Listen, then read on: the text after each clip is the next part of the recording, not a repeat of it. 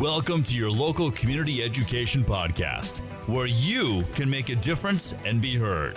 Each week, get updated on current local, state, and national educational news. Your Voice, Your Choice podcast with your host, Harmony Vanderhorst. Welcome to the show today. We are joined with Erica Hodges, Dana McCabe, and Lindsay Davis. And today we're not going to do our normal format. We're going to, because this is going to air over Christmas, and we're all taking a little bit of a break. But so what we decided that we were going to do is we're going to tell you guys our story of how these four normal moms or not normal moms got here on this podcast together, because none of us even knew each other, 6 months or a year ago? Yeah. And now we're together like every single week, every single day. We're texting back and forth all of the things. Now these are all of our BFFs. Yep. And we're like, how did I not know you like a year ago? and it's branched out to different stuff. Yeah, branched out to different stuff. And we've met some amazing, wonderful people this last year. It has been quite the journey to bring us to this point. So I'll just start with my story a little bit. It goes back a long ways, but I'll give you the short narrative of what has happened to me in the last year or so. When COVID hit and the kids were pulled out of school, and as we were going through that, obviously it was a little bit crazy for everyone. And then the talk about school going back, and now they were going to put kids in masks in order to go back to school. I actually have a nursing background, so I'm a nurse. And one of the reasons that I did not become an OR nurse, I actually worked in a surgery center and I worked in pre-op. I cannot stand the thought of putting a mask on my face all day long. Like I did my clinicals at the hospital and the surgery center, and I would spend a couple days in the OR, but I couldn't do it. And I've had like a face issue thing since I was young. Like it's a real thing for me. And the thought of sending my kids to school all day in a mask, I couldn't do it. And I have 4 kids. So my kids that year were in 6th, 7th, 8th, and a junior in high school. And so they're all older. We've never homeschooled. But I was so adamant that this was not going to be a good learning environment for my kids because of their personality and lots of other things. We didn't send them back to school, and we homeschooled. And it was, for a lot of reasons, it was a disaster. I gave it my all, but we have chosen the public school route. That's where my kids' friends are. Just like me, I have 4 mini versions of myself that are all very opinionated and have very big personalities. And when they didn't think it was a good idea and they thought their mother was forcing them to stay home, after about 6 weeks, it was like, okay, we are all going to kill each other, or we're just going to go back to school and deal with the face mask. So I said 24/7 is a long time. Yeah. And I gave it my all. And so there were some perspective things that I learned from that. My kids went back to school, but I said, that's fine. We're not going to fight the mask thing. To have my kids do it at school, it's not a good time. They need to learn. So we decided that we're going to follow the rules. They go back to school, because I figured about in the spring they would lift the mask mandate and life would go back to normal, you know? So we go through the year, and then because at that time it started out 2 weeks, and then it was like, okay, a month or 2. And then it kept getting extended and extended and extended. And then April comes around. I watch the legislative session and I think, okay, here it comes. We're going to take the masks off the kids.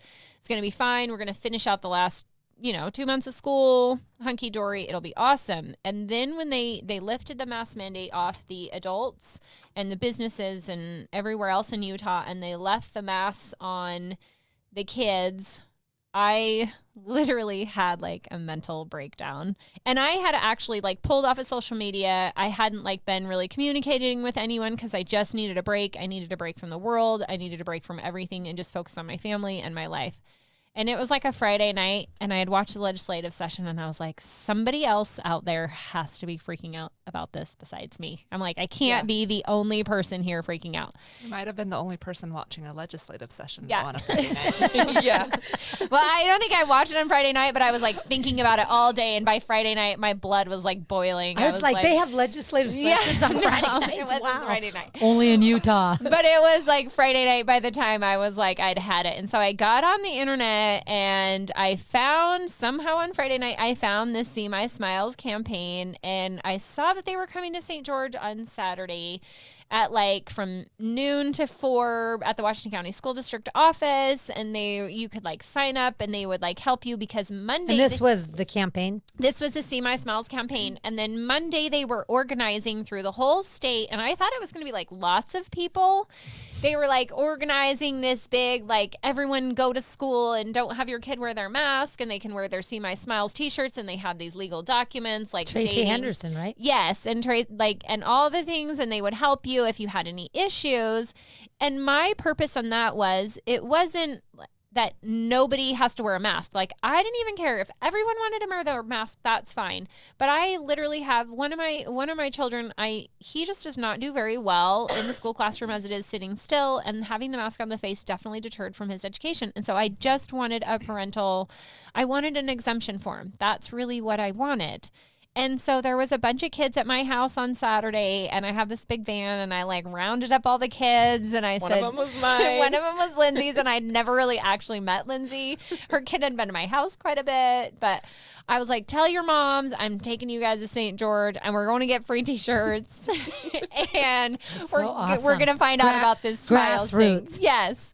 So we show up, and there's like hardly anyone there. There's probably like a dozen people there helping, but I have this van full of kids. There's probably like 10 of them. And we like get all these t-shirts, and I'm like, okay, on Monday we are going to school without face masks. And I'm all, you guys should probably tell your moms. Yeah. Hopefully you guys can come back to my house after this. So then funny. Monday comes around. I like send all my kids to school, and I think I don't know, have you called me at that point? No, so I had never even talked to Harmony until my daughter called me and was like, I'm in the office and I don't know what to do. And I'm like, I need to call Harmony. Or no, so then you had said, I'll call your mom, give me her number or something. Yeah, like because that. what had happened was our kids went to school, refused to wear their masks, and the principal was like, your kids have to wear a mask or we're going to sit them in the office. And so they made our kids call us and tell us if they weren't going to wear their masks, then we had to come pick them up. And I told the principal, I said, no. I said, my kid can sit in that room. I said, they're not going to wear a mask. America, do you hear that? No. Yeah, I said no. And then my principal was like, okay. I was like, I don't think he didn't really know what to do with me at that point. And so that's where it started. It snowballed from there. I met a whole bunch of other women. I learned so much about like politicians and the laws and the legislative session and who can help and who can't, and more about your rights too. Yeah, right? I learned a ton about my rights. I learned a ton about the Constitution. But what most of all that I have learned through this whole thing is that in where we live in southern Utah, I truly feel in my heart of hearts, most people here are good people. We have a lot of really good people. We have a lot of faith and trust in our leaders. And I think there's been a little bit over the years, we have put a little bit too much trust and authority in their hands. Complacency. Yeah. And so we have been a little bit complacent, and we don't really understand our rights, and we haven't been paying attention to what's going on. And so there's a little bit of overreach at this point. But I do feel like if people start standing up and demanding their rights back, that we will be able to stay free and open and keep our kids' education safe here. Because through this, the face mask issue was honestly probably the least of my concerns and the least concerning issue that we have had in the last couple years. The other things that are coming down the pipeline are absolutely crazy. And other states are they're further ahead on this journey than we are. Like if you look at California and state of Washington and Oregon and Virginia and New York, that's where we're headed if we don't stand up. And I'm not saying that everything I believe is right. I believe that I have a right to my opinion, and so does everyone else. I just believe that the school system is one place that I believe should say nonpartisan and neutral, and we should keep our children safe. And just the overreach, even in education with your kids, what they deem appropriate, and what is actually appropriate with Utah law, Yep. And so I've learned all those things, and my kids are older. I'm in a position where and this is the other thing too that I learned with the public education system.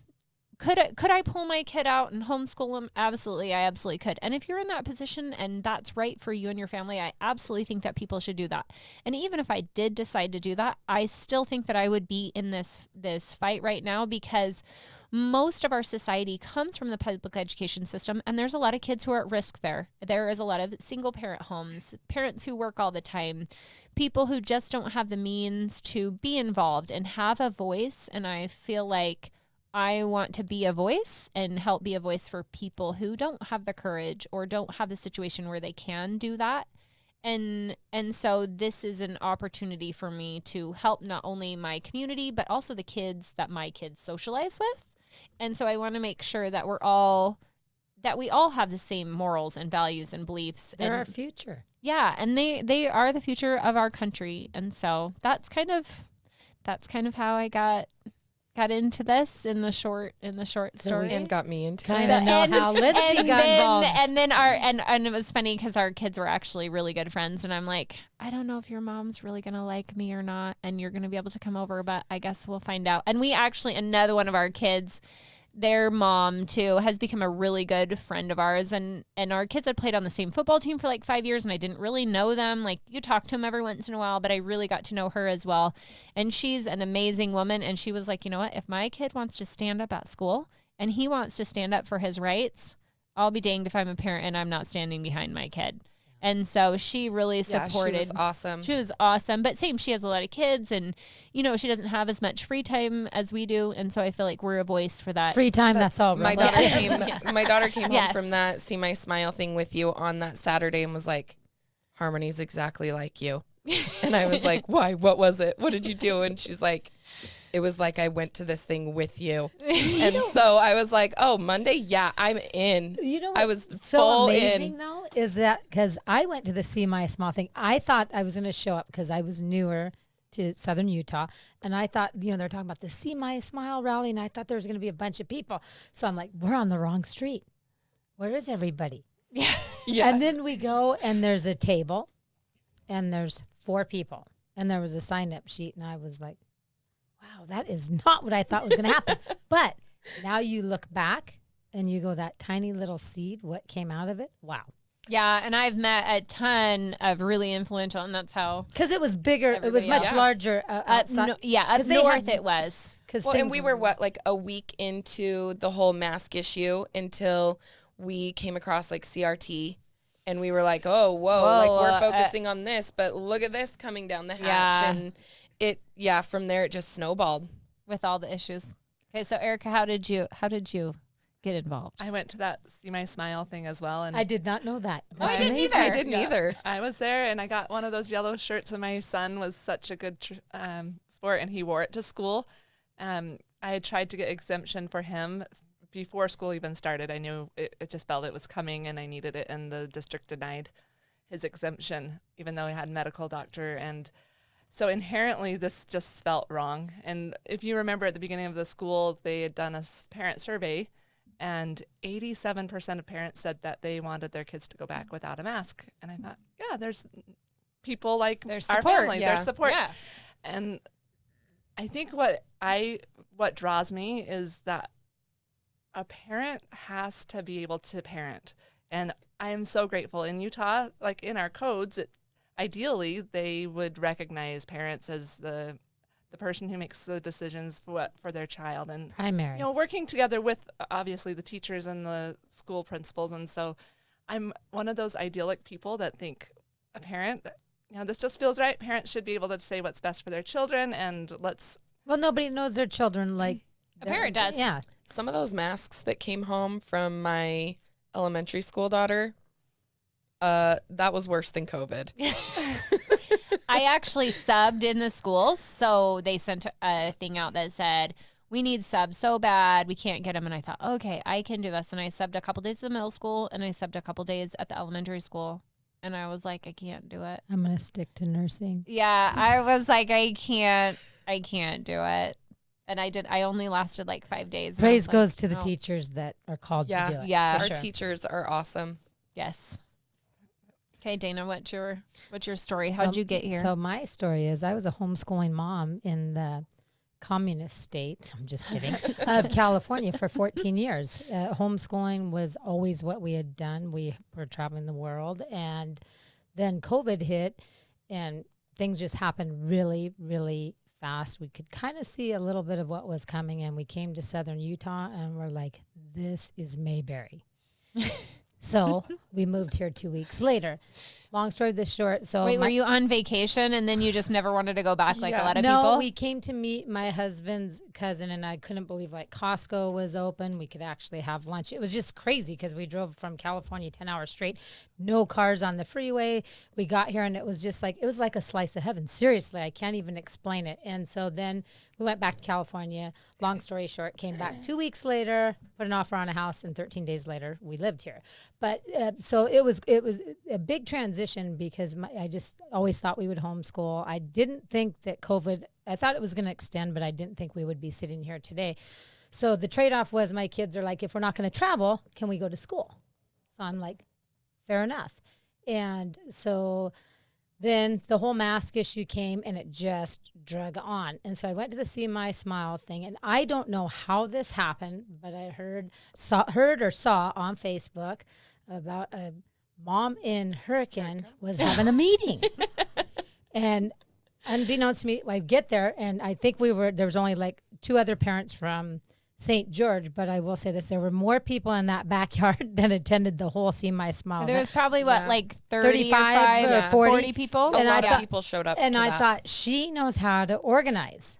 And then we just hit the ground running. We were at this, Harmony's been the leader of the pack. We'll just say Yeah. that. That's why she's the host of She's the a show. host. I didn't volunteer for that. It just kind of happened. Fell Yeah. into, well, you were passionate about it. I mean, it was like, You're just so well spoken. well, and just, it was her kids. I mean, obviously everybody. And so I just think, obviously we all went into this. I just think it was much big picture. I don't think we all could have imagined that we would be sitting here.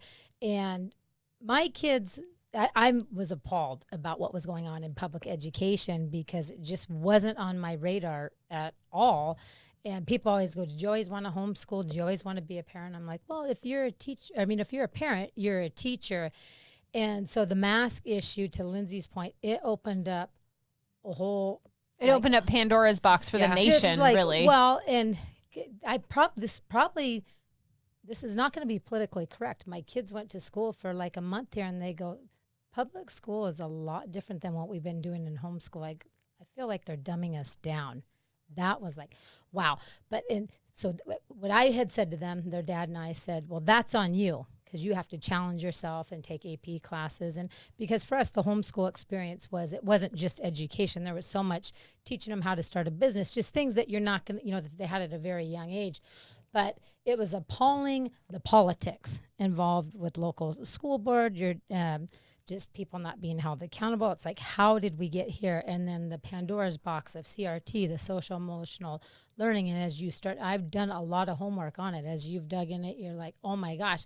So for me, I feel like my kids, they were raised, they have a great foundation. But someday I'm going to have grandkids, but everybody's kids, that's our community, that's our society. I mean, they're going to be business leaders, and the whole woke culture in the schools with the political activism, it goes on into corporations. But I did have this thought about when, all these cities were burning. Where did all these people come from? What did they all have in common? Public education. And so for me, it's beyond my kids. It's not about a mask. It's like so much bigger. It is education, but it's like this country is out of control. And as parents, if we all stand up, I heard somebody say this on a podcast, it's moms. It's moms that are going to change the direction of this country. And I think that dads will too, but I think us moms learned in COVID, oh my gosh, we've been, busy taking care of kids, building businesses. What happened to our schools? And so that's why I'm here.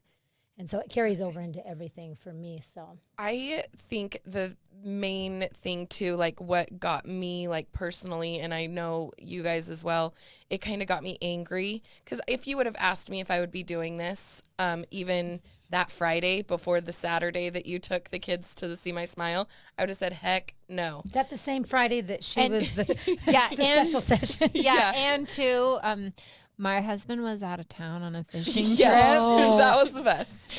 So he usually like tempers me when I like get on a roll for something, and he was gone for 5 days, and so it just kind of like snowballed, and by Friday I was like, well, now we're in. I can't stop now. I'm like, I already dove in.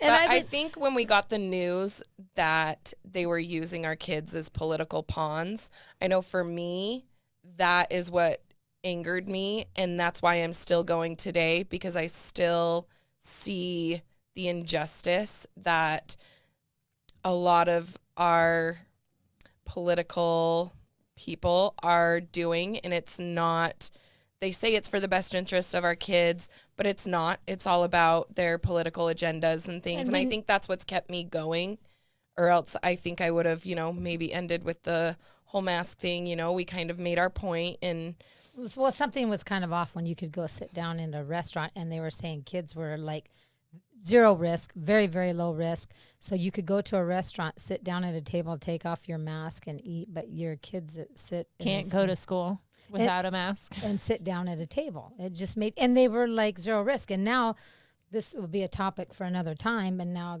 these zero risk kids in many states, they're mandating the vaccine. And they're going from 12 all the way down to K. Yeah, so it's not stopping. Well, in January, I took my daughter down to the hospital for her doctor. She had gotten hurt and needed a tetanus shot, I believe. But they printed out a schedule for her vaccines. And January 2021, before they were approved for children, on her schedule is COVID-19 due when she's 16. It's like, how would this be on here before it's even approved? And that's when I knew it was getting serious, and there was a lot more underneath that we didn't realize. So. And as we know, there's more stuff that comes out, but again, that's a whole nother show. But yeah, so. And this is one of those issues too. It's taken us a long time nationally, to get to where we're at. And this isn't something too that we have found. This isn't something that's just gonna overnight. There's not a magic wand or a special we didn't get pill. here in a day or a year. Yeah, we got here over time, and so we have to take responsibility and accountability for where we're at, and one step at a time, one person at a time, as this journey, whatever we want. And we didn't know. Yeah. Now we know. Yeah, yes. Now we know. And the onions being peeled away. Yes. And I don't necessarily think we want everyone to think like us. I just think that people would be blown away if they actually just did a little bit of digging. Yeah. A little bit of digging. But I feel like people don't want to open that box. I actually don't know what it is, but I don't necessarily think we want them to think exactly like us. Yeah, and overwhelm yourself. And that's the thing too, as being a mom and a parent, because some people are like, well, I can't do what you're doing. I can't go to all these meetings. I can't. Here's the thing. It doesn't matter too. It doesn't matter how much money you have or how much you fund a campaign or you do the things. You only get one vote. Doesn't matter who you are. And it doesn't matter who you are, how many kids you are, or how many kids you have or you don't have. Your one vote does make a difference. Your body does make a difference. But you also have to be mindful about where you're at in your life and what your family needs and what you need. There's a time and a season for everything.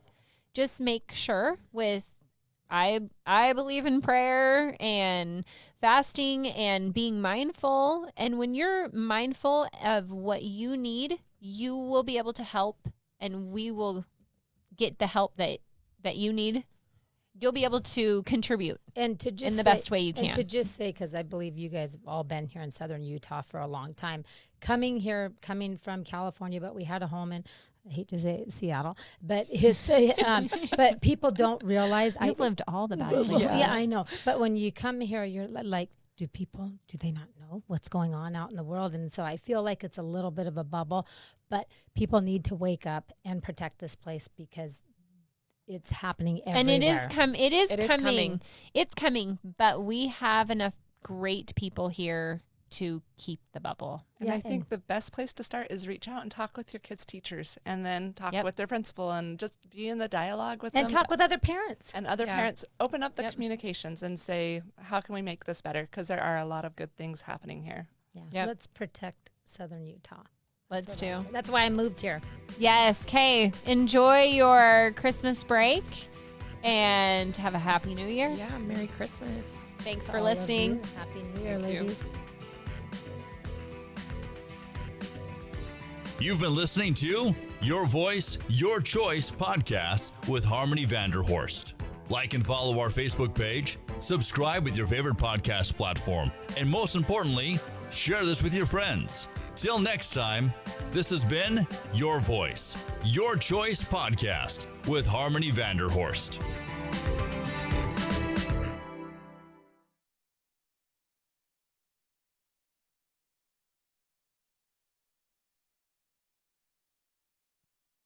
This has been a production from a podcast studio.